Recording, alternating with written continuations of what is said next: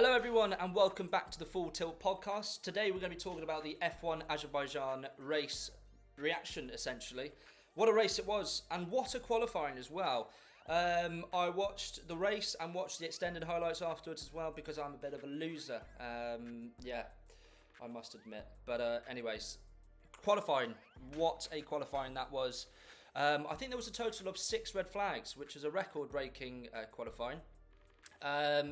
Piastri's lap 1 DNF really sort of slashed his championship lead to 14 points with 7 races left. Williams scoring their first podium since Russell's in 2021 in Monza, I'm pretty sure. Also, Kimi Antonelli putting it in P4, which is a very, very solid result from him. He's bounced back from a horrendous run of races. The race was just pretty chaotic in general. It sort of reminded me back of the 2017 Vettel and Hamilton sort of safety car clash, which was, again, a brilliant sort of scenes. But as I said, qualifying was record-breaking in terms of red flags and just sort of keeping you on your toes, really. Watching it, all you really see is just yellow flag, red flag, green flags. It was chaotic. It's chaotic as hell.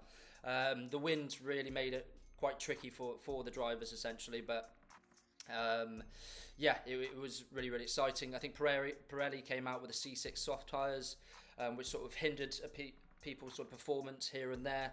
But again, Piastri looked pretty weird this weekend. He stuck it in the wall in qualifying, and then in the actual race, he jump-started and then he put it in the wall within the first lap. So, sort of basically putting himself in the back foot in championship sort of talking ways. But Lando Norris had a really great opportunity to claw some points back, and thank Christ he didn't. And he did try and play that down after the race, but we'll go into that in some detail later on.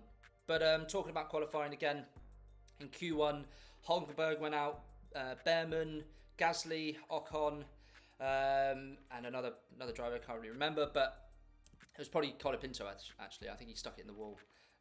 Classic.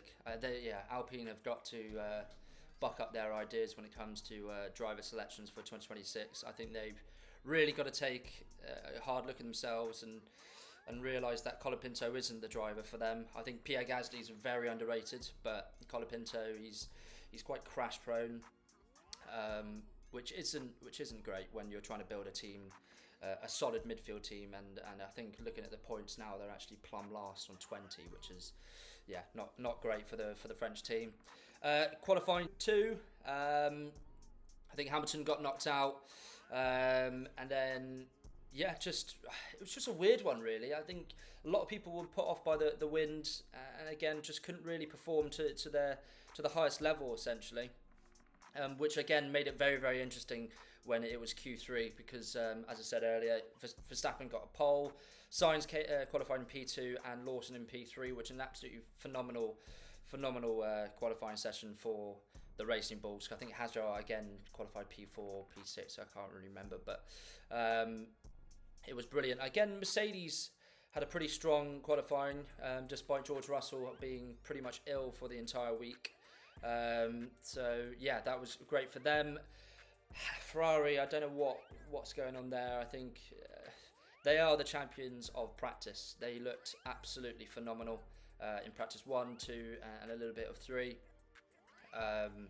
It's just a bit of a weird one with Ferrari. I think, like I said in the last podcast, they've got to just sack off this year and focus fully on 2026. They've got 2 phenomenal drivers, one of which Lewis Hamilton, as you know, 7-time world champion. All those people saying he's an 8-time champion, shut up. 2021 it happened, move on.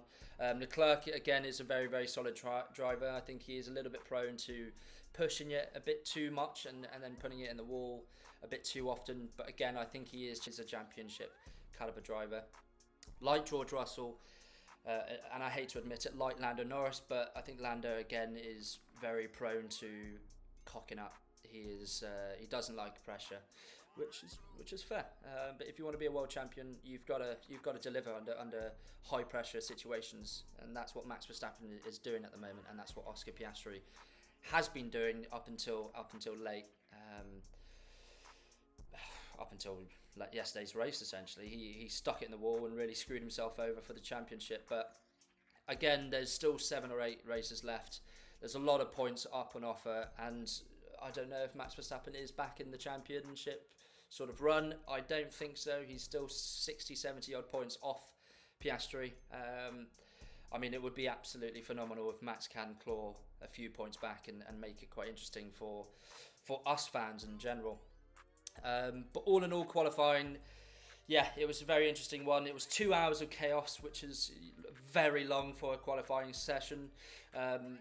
Yeah, I think Max has like a 65% conversion rate this season in terms of pole. I might actually no, that's a load of crap. That is actually, I take that right back. I think he's got 3 or 4 poles this season, and for driving in a car that hasn't been quick at all, that's absolutely phenomenal. But yeah, as I said, qualifying was rather tasty. But the race, Piastri, as I said, sort of put it in the wall, put himself on the back foot. There's a few clips of him just watching the race on the sidelines, which was made for quite some entertainment. But yeah, Verstappen dominated from lap one essentially.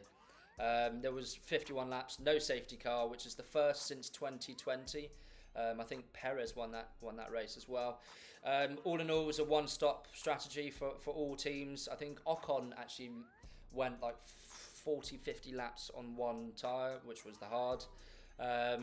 Which again was quite a nice little strategy. I hope sort of Lando would pull something off similar, just because he needed to do something different to all the other drivers. He qualified in P7 or 8, which again very poor, huge opportunity missed, especially in a very tight championship. He tried to play it off cool on Saturday night, being like, oh, it's not an opportunity missed, but it really was. He put himself on the back foot, and he could have potentially qualified in P4 or 5, again closing the gap on Oscar. But obviously hindsight's a beautiful thing. He didn't know that Oscar was going to put it in the wall on lap 1. So anywho, he knew that going into lap 2 that Oscar was out, and he had a great chance of clawing back some points, but he didn't capitalise. It's a shame, really. But again, another talking point with Lando Norris, McLaren having yet again another slow stop for Lando, which again is a bit weird. They've been absolutely on top form with pit stops in general up until the last few races, where they've been pretty slow and lackluster on the Lando side of the garage, which I know definitely put him on the back foot. He could have jumped. Well, he was stuck in traffic for the majority of the race, but without that slow pit stop, he could have jumped a few places. I think he could have got in front of Leclerc and Antonelli and George Russell potentially, but I don't know. It was an interesting one. But yeah, it's a huge dominant performance from Max Verstappen. I think, as I said, he's like 60-70 points behind. As per usual, once he's out in front, he is just on another level. He's just so cool and calm and collected in the car sometimes, not all the time, I must admit. He is a hothead, which again, another reason why I absolutely love him. Every driver should be like Max Verstappen. They should just be an absolute killer in the car, which is why Lewis Hamilton's just so unbelievably dominant back in the day. That's why Verstappen was so dominant, Vettel was so dominant as well. You've got to be an arsehole in the car if you want to do things in F1, if you want to be a champion. But yeah, it was a great performance from Max, and a great performance from Williams. I think Alex Albon had a bit of a shocker. He dived down the inside on, I think it was Colapinto. I think it was turn 4 or 5. There wasn't a lot of space, and he got a 5-second penalty because of it. Deserved. Bit of a rookie move, if I may say so myself, but it's beside the point. At least one of the cars, Williams cars, actually performed, and that was Carlos Sainz. He had an absolutely stellar performance. I know he's not clawed many points throughout the season. He's been very unlucky, but also he has been a bit hit and miss sometimes. But in my opinion, he has been quite solid. His pace has been pretty good. The qualifying for Williams has been probably their biggest downfall throughout the season. Their race pace has been very, very solid, and it really showed yesterday. And Sainz got the P3, so that was brilliant for Williams. I mean, I know they stopped their development process and focused on 2026, i.e. next year. So it was great to see that Williams have been sort of putting in some proper stellar performances despite not actually developing the car, not so much. And again, it all is a testament of how James Vowles has been operating behind the scenes. He's been absolutely influential in their sort of development process and progress as a whole. Really, the team looks like a really solid midfield team, and I really hope to see Williams fighting for podiums and wins next year. I mean, that would just be brilliant to see, because I do like the two drivers in Alex Albon and Carlos Sainz. Alex Albon being a very, very solid driver, and Carlos Sainz, as you know, a race winner. So early on in the race, it was pretty exciting with Piastri jump starting the start, and then stalling, and then also putting it in the wall in lap 1, which again made it quite interesting as a whole, but it is what it is, really. The lap 11 to lap 30, I think Max pitted on lap 18, and Russell pits just behind him as well with a 2.3 or 2.4 pit stop, which was just brilliant. Great from Mercedes as well. Antonelli undercutting Lawson. Lawson again qualified P3, but yeah, just got shafted by the pit stops. Could have come in earlier potentially, but I don't know if Racing Bulls had the pace to fight with the Mercedes throughout the race, really. But Norris clawed back P6, and he passed Leclerc down the main straight, which again is it's just great to see on the cameras, because you can really see the raw speed. But anyhow, I think Colapinto DNF'd as well. Did he? I can't remember, but it was great to see some actual action at Azerbaijan. As I said in the last podcast, it can be very hit or miss, but this year was very interesting. Laps 30 plus onto the end of the race. It was just classic racing, really. I think Verstappen he knew what he needed to do and just edged out his gap by half a second or a second a lap, clawing back the 25 points in that he needed, really. As I said earlier, Russell for illness throughout the week and finished in P2, which is an absolutely phenomenal job by George Russell, Osama Russell as people call him on Twitter, because he is just a bit of an arsehole. But again, that's what I like in the driving. And then Sainz finishing in P3, Antonelli in P4, Lawson P5, Tsunoda again a very solid race. He finished the race in P6. Norris P7, very big opportunity missed in my opinion. He could have, again, I don't know if he had the pace to finish in P3 and above, but definitely could have without the slow stop finished in P4 or P5, and that's very big points in the championship. Even because I think he gained 6 points or so, and I think the gap now to Piastri is 25, so that's a win. So let's say Piastri again DNFs next race and Norris wins it, then they're neck on neck. So he's still very much in the championship, but again he's mentally weak, so I can see him crumbling, but I can also see him being the hunter, which he's very good at. And then Hamilton finishing in P8, Leclerc in P9 and Hadjar P10. Hadjar had a bit of a weird one in qualifying. I think he stuffed it on the second to last corner, and he had a great run, great lap up until then, and he looked frustrated, which is fair. But again, he had a very solid race, finishing in the points, which is again, it just shows that he is a top-notch driver, and I think there could be an opportunity for him to go to Red Bull next season, which again I think that is a good move for him. He looks like, although he looked in Australia when he started crying after crashing out, and he's sort of bounced back from that, and he looks like a really, really solid driver now.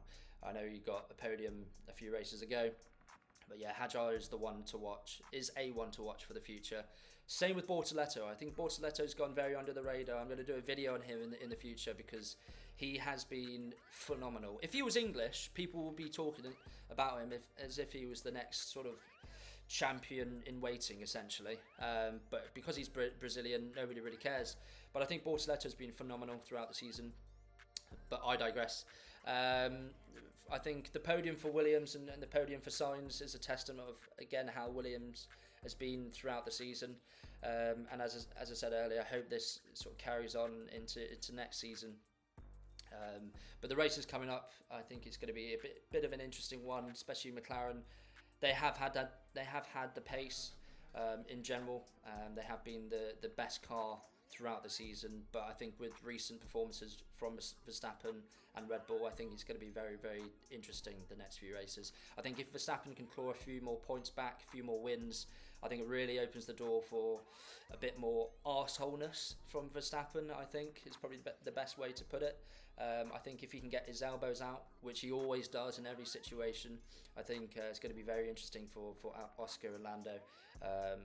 Whether they're going to be fighting for the championship, which they are. But yeah, Piastri now leads the championship still by quite a few points. I think it's going to be really, really good, the next race, which I can't remember which it is. I'm going to have to do some research. But yeah, absolutely phenomenal race. I know I saw a few clips of Lando Norris playing it down and playing McLaren's pace down afterwards. And again, that sort of shows his ego, I don't know, it's just his way of thinking. It's just his wet flannelness is the best way to put it. He doesn't have the championship mentality, in my opinion. But again, I'm going to do a video on him later because yeah, I'm starting to get rattled by it. But that's another reason why it's another reason why I don't like him in general, really. But I think I'm going to do a tier list as well. There's so many different video ideas that I want to do. But I just got to sit down and just slam them out, really. But all in all, Azerbaijan 2025, what a phenomenal race. But yeah, hopefully next race is just as exciting. And yeah, hopefully you enjoyed the video, guys. And if you're listening on Spotify, big ups. And yeah, over and out. Cheers.